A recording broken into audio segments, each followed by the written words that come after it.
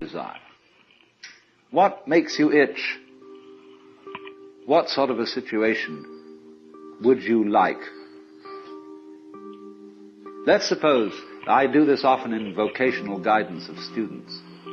They come to me and say, well, we're getting out of college and we haven't the faintest idea what we want to do. So I always ask the question, what would you like to do if money were no object? How would you really enjoy spending your life? Well, it's so amazing. As a result of our kind of educational system, crowds of students say, well, we'd like to be painters, we'd like to be poets, we'd like to be writers, but as everybody knows, you can't earn any money that way. Or another person says, well, I'd like to live an out-of-doors life and ride horses. I say, do you want to teach in a riding school?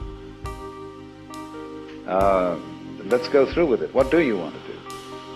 When we finally got down to something which the individual says he really wants to do, I will say to him, you do that. And forget the money. Because if you say that getting the money is the most important thing, you will spend your life completely wasting your time. You'll be doing things you don't like doing in order to go on living, that is, to go on doing things you don't like doing, which is stupid.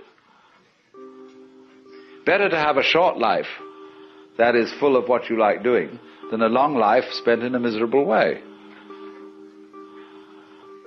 And after all, if you do really like what you're doing, it doesn't matter what it is, you can eventually turn it, you could eventually become a master of it.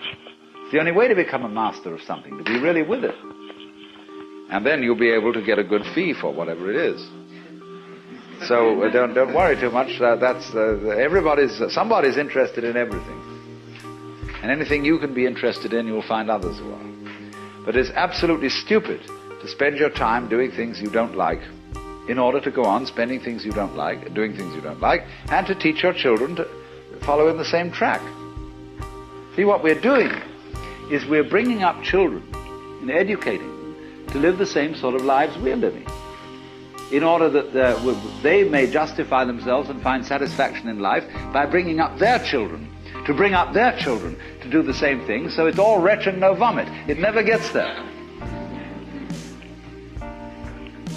And so, therefore, it's so important to consider this question, what do I desire? Well, when we answer that question in a naive way, we figure out that we want to desire, what we want is to control everything.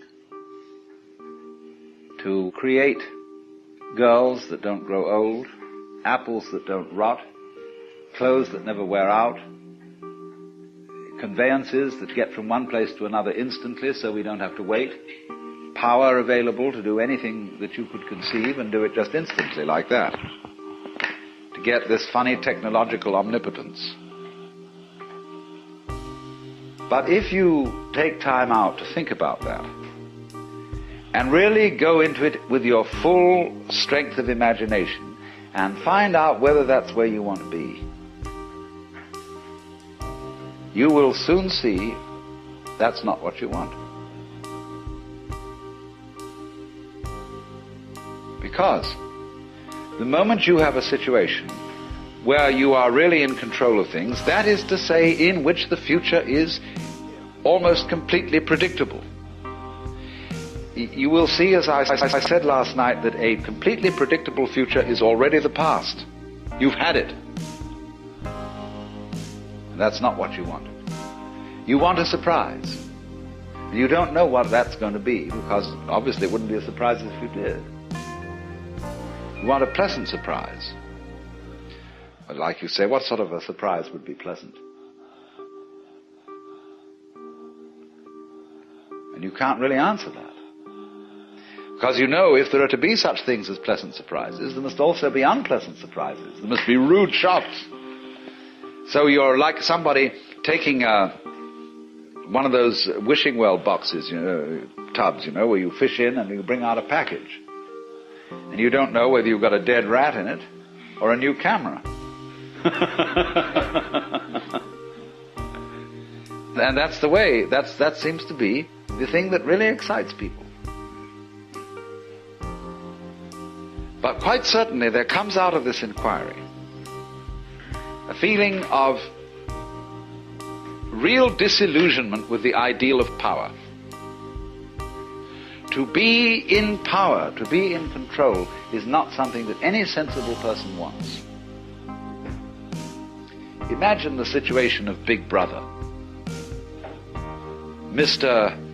J. Edgar Hoover, Heinrich Himmler, to be glued day and night to a highly defended office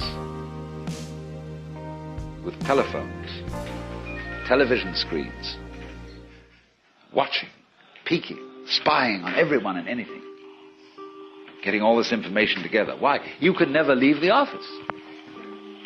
I mean, the character, I suppose, like J. Edgar Hoover, goes home in the evening, and but when he's back home, you know, there are guards sitting outside the door. There's that hotline telephone going to something.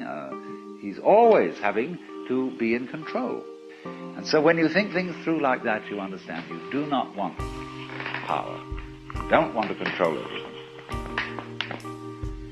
And therefore these Zen Buddhist masters that I met and others were not super occultists. And very many Westerners who visited Japan expecting to get a satori, as a result of which they would know everything and control everything, were grievously disappointed and said there's not much in this after all.